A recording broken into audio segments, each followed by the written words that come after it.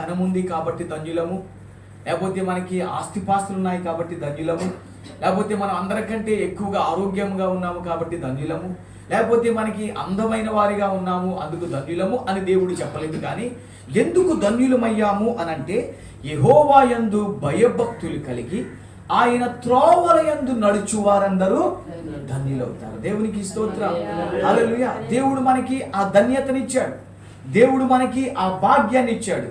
ఏ భాగ్యం ఇచ్చాడు అనంటే ఆయన యందు భయభక్తులు కలిగి ఆయన త్రోవల యందు నడిచే కృపను దేవుడు మనకి ఇచ్చాడు. అందుకే మనం ధన్యులమయ్యాం.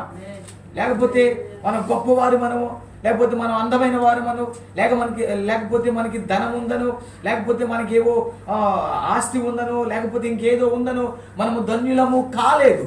దేవుడు అంటున్నాడు ఇక్కడ, యెహోవా యందు భయభక్తులు కలిగి ఆయన త్రోవల యందు నడిచి వారందరూ ధన్యులు.